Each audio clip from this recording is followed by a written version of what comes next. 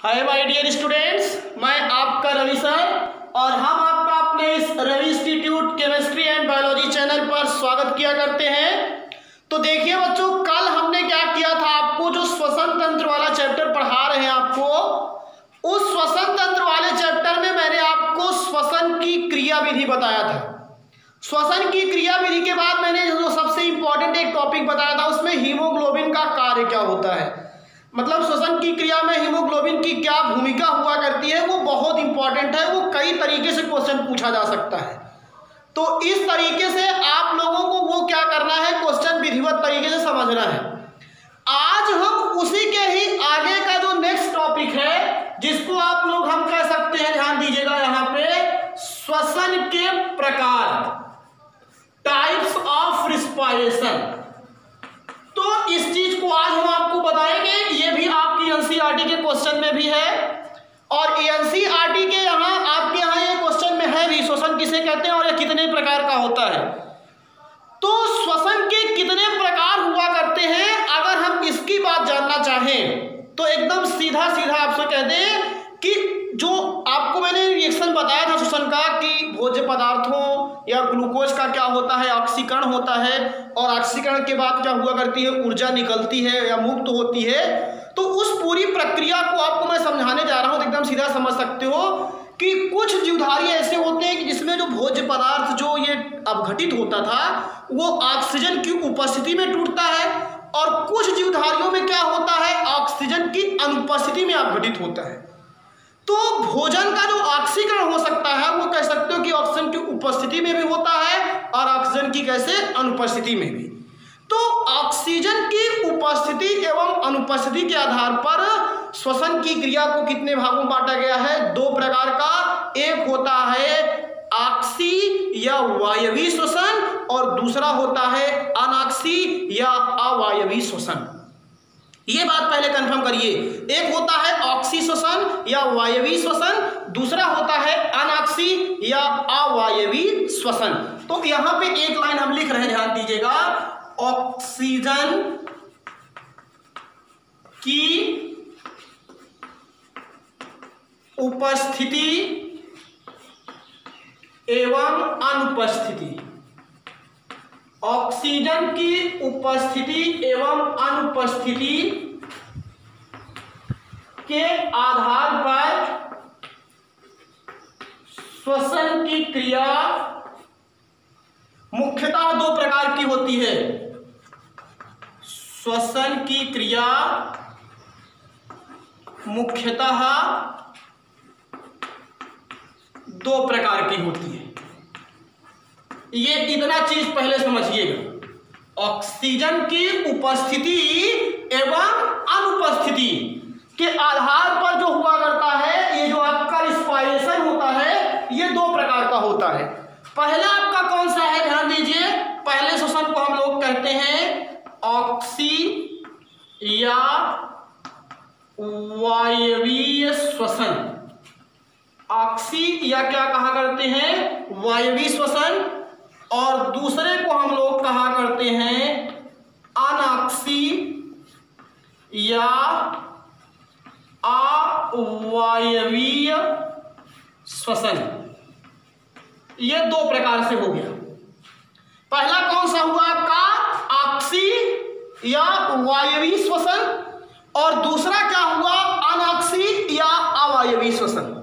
अब दोनों में एकदम बेसिक अगर हम आपको बता दें अंतर क्या है, तो यहीं से समझिए, ऑक्सी मतलब ऑक्सीजन और अनॉक्सी मतलब ऑक्सीजन की अनुपस्थिति, अनॉक्सी मतलब जहां पे ऑक्सीजन ना हो, और वायवीय का मतलब ऑक्सीजन को ही हम लोग वायु कहते हैं, तो वायु की यहां उपस्थिति या ऑक्सीजन की उपस्थिति होती है। और दूसरा क्या है, अवायवीय, अवायवीय का मतलब कि जहां पे अ माने अनुपस्थित, वायवीय माने वायु या ऑक्सीजन। मतलब एकदम सीधा सीधा सा है कि ऑक्सी श्वसन ऐसा श्वसन होता है जिसमें ऑक्सीजन उपस्थित होती है, और अनॉक्सी श्वसन ऐसा श्वसन होता है जिसमें ऑक्सीजन क्या होती है, अनुपस्थित होती है। एकदम सीधा सीधा सा इसको है। वह श्वसन जो ऑक्सीजन की उपस्थिति में होता है और वह श्वसन जो ऑक्सीजन की क्या होता है, अनुपस्थिति में होता है, उसको अनाक्सी या अवायवीय श्वसन कहते हैं। और जो ये अनाक्सी श्वसन होता है, ये निम्न स्तर के जुधारी, जैसे आपके नीले हरे शैवाल होते हैं, जीवाणु होते हैं, आपके वायरस होते हैं, इन सबको देखिए आप डिब्बे के अंदर बंद कर देते हो तब भी जीवित रहते हैं। तो क्या उनमें श्वसन नहीं हो रहा है, उनमें ऑक्सीजन भोजन की आवश्यकता नहीं हो रही है, लेकिन वो भी उस समय भोजन ग्रहण करते हैं, उनमें भी श्वसन होता है। लेकिन उनमें जो श्वसन होता है वह कौन सा श्वसन होता है, अवायवीय श्वसन होता है। तो इसको हम बेसिक आपको जो एक अंतर के थ्रू बता देंगे तो आपको एकदम विधिवत समझ में आएगा, लेकिन बेसिक तो मैंने यहीं पे दे दिया। And based upon presence oxygen and absence oxygen, respiration has been divided into two types: aerobic respiration and aerobic respiration। दो प्रकार का क्या हुआ करता है, रिस्पायरेशन होता है, एक ऑक्सी या वायवीय श्वसन और दूसरा होता है अनाक्सी या आपका क्या होता है, अवायवीय श्वसन होता है। तो इसको हम इरेज करते हैं और एक छोटा सा आपको अंतर करके बता देंगे, तो हो सकता है आपको ज्यादा बातें समझ में आ जाए और जो आपके लिए फैक्चुअल भी है, इंपॉर्टेंट भी है। तो देखिए एक तरफ हम लगाया किया करते हैं बढ़िया सा हेडिंग, यहाँ पे ऑक्सी श्वसन एक तरफ और दूसरी तरफ यहां पे अनाक्सी श्वसन। सब कुछ आपको यहां मिल जाएगा, ऑक्सी श्वसन और दूसरी तरफ अनाक्सी श्वसन। इसका नाम मैंने बता दिया, क्या था एक नाम और, अवायवीय श्वसन। नहीं तो कोई दूसरे नाम से पूछ ले तो आप लोग तुरंत ही घूम जाओ। अवायवीय श्वसन और इसका क्या नाम है, वायवीय श्वसन। तो ये दो प्रकार से हो गया। इन दोनों को ऐसे आप बढ़िया से साफ साफ लिख लेंगे। एक तरफ हमने क्या लिखा, ऑक्सी श्वसन या इसको क्या कहते हैं, वायवीय श्वसन। दूसरी तरफ हमने क्या बताया, अनाक्सी श्वसन या अवायवीय श्वसन। चलिए एक एक को ध्यान देते हैं, बढ़िया सा एकदम समझ में आएगा, ध्यान दीजिएगा। यहाँ पे सबसे पहली चीज, यह ऑक्सीजन की उपस्थिति में होता है। पहला इसमें, यह ऑक्सीजन की उपस्थिति में होता है। अगर आपसे कोई कहे कौन सा श्वसन ऑक्सीजन की उपस्थिति में होता है तो नाम क्या होगा, ऑक्सी। उपस्थिति में घटित होता है या होता है। पहला एकदम देखिए, एकदम डिफरेंस आपको एकदम विधिवत देखने को मिलेगी। यह ऑक्सीजन की उपस्थिति में होता है। It is a takes place presence of oxygen molecules. वह श्वसन जो ऑक्सीजन की उपस्थिति में होता है उसको ऑक्सी श्वसन कहते हैं। इस तरफ आइए, यह ऑक्सीजन की अनुपस्थिति में होता है, ये हो गया दूसरा। इसमें देखिए इसीलिए अंतर टाइप करके आपको बता रहा हूं कि एकदम आपको विधिवत समझ में आ जाए। यह ऑक्सीजन की क्या होता है, उपस्थिति में होता है, और ये जो होता है ऑक्सीजन की क्या हुआ करता है, अनुपस्थिति में होता है। तो दोनों में बेसिक डिफरेंस आपको समझ में आ गया। यह ऑक्सीजन की उपस्थिति में होता है और यह ऑक्सीजन की क्या होता है, अनुपस्थिति में होता है। अब चलिए दूसरा ध्यान दीजिए। दूसरे में सबसे बड़ी चीज ये होती है, जैसे आप कोई चीज अभी लकड़ी ही है उसको अगर आप जलाते हो तो देखिए जब उसमें बराबर मात्रा में एयर मिलती रहती हो तो पूर्ण रूपेण जल जाता है। लेकिन अगर क्या हुआ करता है, थोड़ा बहुत कम मात्रा में एयर उसमें जाती रहती है तो उसमें पूर्ण रूपेण उसका क्या होता है, ऑक्सीकरण नहीं होता है। तो एकदम सीधा सीधा सा होता है कि इसमें ग्लूकोज का क्या होता है या भोज्य पदार्थ का पूर्ण ऑक्सीकरण होता है, और इसमें ग्लूकोज या भोज्य पदार्थ का क्या होता है, अपूर्ण ऑक्सीकरण होता है। क्यों? क्योंकि यहाँ पे ऑक्सीजन की उपस्थिति है और यहाँ पे क्या है, ऑक्सीजन की अनुपस्थिति है। तो दूसरा अंतर क्या हुआ करता है, इसमें भोज्य पदार्थ का, ध्यान दीजिएगा, क्या होता है, पूर्ण ऑक्सीकरण। इसमें भोज्य पदार्थ का क्या होता है, पूर्ण ऑक्सीकरण होता है। और यहां पे अगर आप बताओगे तो एकदम सीधा सीधा इसमें भोज्य पदार्थ का क्या हुआ करता है, अपूर्ण ऑक्सीकरण होता है।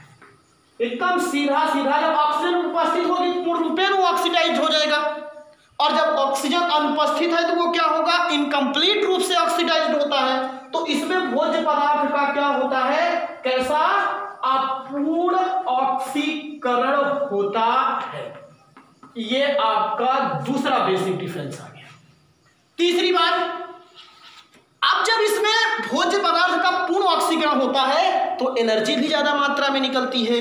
तो इसमें क्या हुआ करता है, आपको हम बता रहे हैं, ध्यान दीजिएगा, इसमें अधिक मात्रा में, कैसे मात्रा में, अधिक मात्रा में क्या हुआ करती है, ऊर्जा मुक्त होती है। कितनी अधिक मात्रा में क्या हुआ करती है, ऊर्जा मुक्त होती है। ये दूसरा तीसरा हो गया। और फिर इसमें एक चीज आपको और बता रहे हैं, इसका उल्टा अगर आप बोलोगे तो इसमें क्या हुआ करता है, कम मात्रा में ऊर्जा मुक्त होती है। ये जान लीजिए, अगर एनर्जी जानना चाहते हैं, इसमें लगभग 673 किलो कैलोरी ऊर्जा निकलती है, और इसमें जो हुआ करता है मात्र 28 किलो कैलोरी ऊर्जा निकलती है। तो ये, लेकिन अगर आप समझना चाहते हो तो ऐसे समझ सकते हो, क्यों, क्योंकि इसमें पूर्ण ऑक्सीकरण हो रहा है, इसीलिए उसमें ऊर्जा क्या होती है, अधिक मात्रा में निकलती है, और यहाँ पे जो हुआ करती है ऊर्जा कैसे हुआ करती है, कम मात्रा में निकलती है।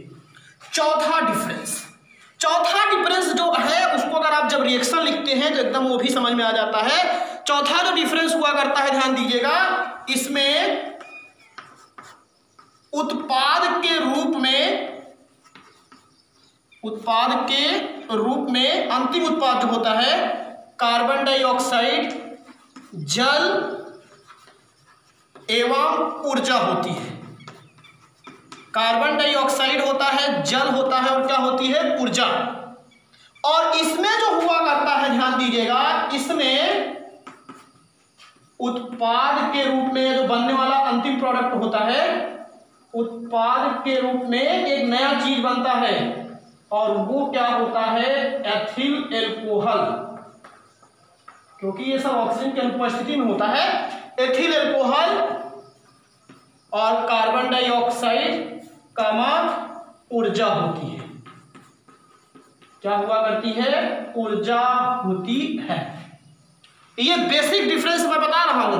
और पांचवा समझिए, 5 अंतर तो आपके लिए बहुत होता है, लेकिन अभी और कहो तो और बता देंगे। अब इसे पहला समझ में आया, ये ऑक्सीजन की उपस्थिति में होता है, यह ऑक्सीजन की क्या होता है, अनुपस्थिति में होता है। इसमें भोज्य पदार्थ का क्या होता है, पूर्ण ऑक्सीकरण होता है, और इसमें क्या हुआ करता है, भोज्य पदार्थ का अपूर्ण ऑक्सीकरण होता है।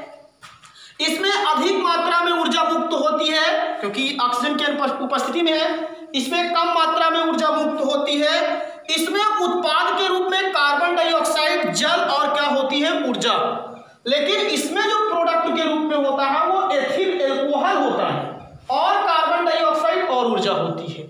और अब अगली चीज आपको बता दें, ध्यान दीजिए, यह उच्च स्तर के, कौन से, उच्च स्तर के जंतुओं एवं पौधों में पाया जाता है। जो हायर किस्म के एनिमल होते हैं, आपने क्लासिफिकेशन पढ़ा है जंतुओं और पौधों का, तो यह उच्च स्तर के जंतुओं एवं पौधों में क्या होता है, पाया जाता है। अभी जैसे आपसे कहा जाए ऐसे जंतुओं का नाम बताइए जिसमें ऑक्सीशोषण होता है, तो यहाँ पे जैसे कह सकते हो नीम, बरगद, ये तो पौधे हो गए। मान लीजिए मनुष्य, इन सब में कौन सा शोषण होता है, आपका ऑक्सीशोषण होता है।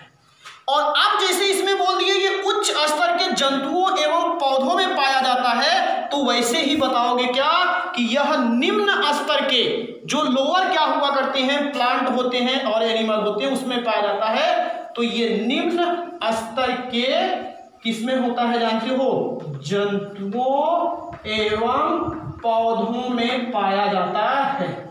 जो लोएस्ट कास्ट के क्या होते हैं, एनिमल होते हैं, पौधों में पाया जाता है। ये तो दोनों में हो गया आपका अंतर।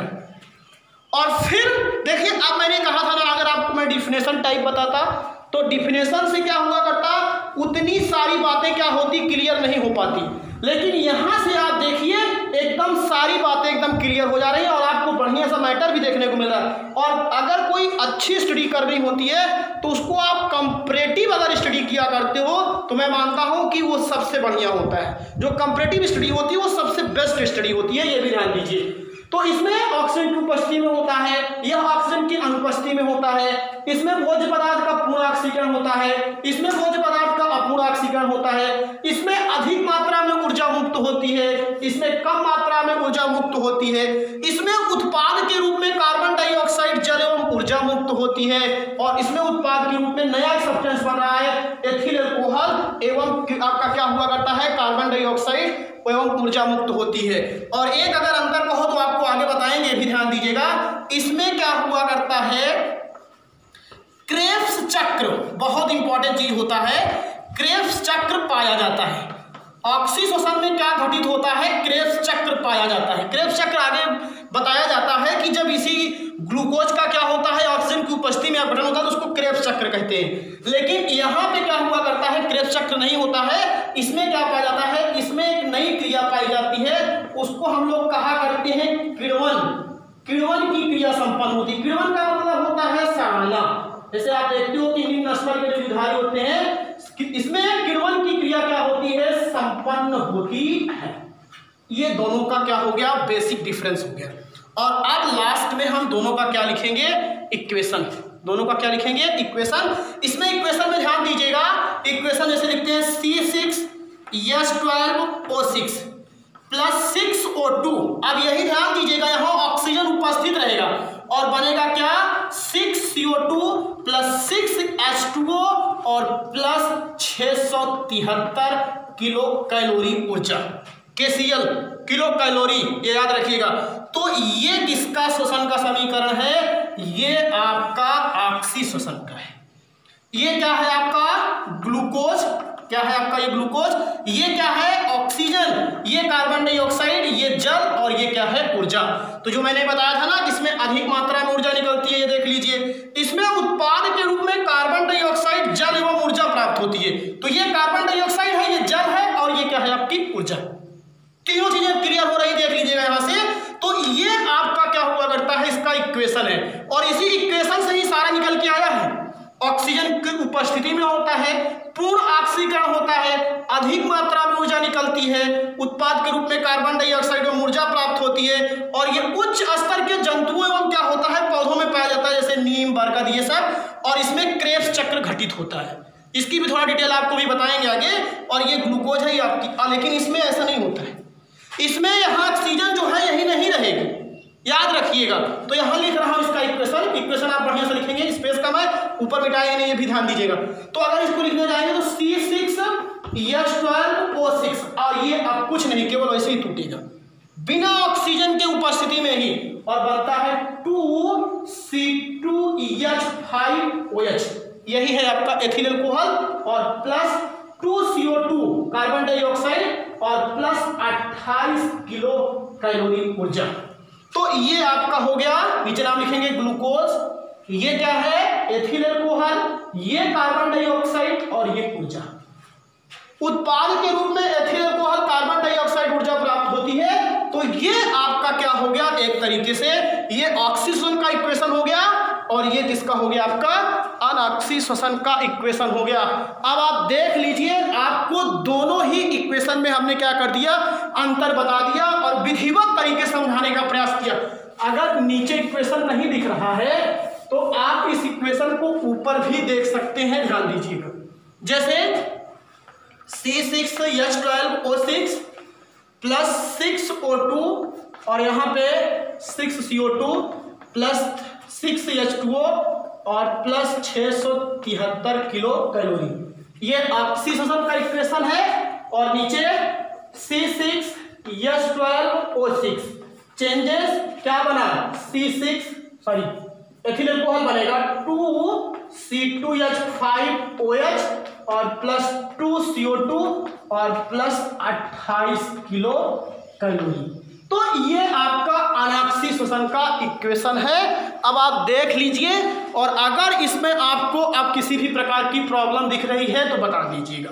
ये ऑक्सीजन की उपस्थिति में होता है, यह ऑक्सीजन की अनुपस्थिति में होता है। इसमें भोज्य पदार्थ का पूर्ण ऑक्सीकरण होता है, इसमें भोज्य पदार्थ का अपूर्ण ऑक्सीकरण होता है। इसमें अधिक मात्रा में ऊर्जा मुक्त होती है, इसमें कम मात्रा में ऊर्जा मुक्त होती है। इसमें उत्पाद के रूप में कार्बन डाइऑक्साइड जल एवं ऊर्जा प्राप्त होती है। और इसमें उत्पाद के रूप में जब आपने ऊपर लिख दिया है तो नीचे आप मिटा ही सकते हैं, कोई दिक्कत है नहीं।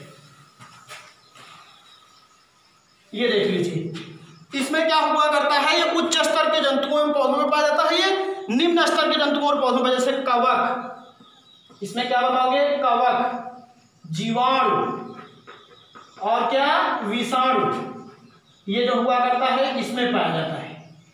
और इसमें क्या हुआ करता है, क्रेब्स चक्र पाया जाता है। और इसमें क्रेब्स चक्र ना होकर के कौन सी क्रिया होती है, क्रिवन की क्रिया होती है। तो ये आपका ऑक्सी और अनऑक्सी श्वसन में हमने क्या कर दिया, डिफरेंस बता दिया। इसको एक बार आप लिखेंगे और फिर रिवाइज करके पढ़ लेंगे, आपको एकदम बढ़िया तरीके से समझ में आ जाएगा। थैंक यू, धन्यवाद।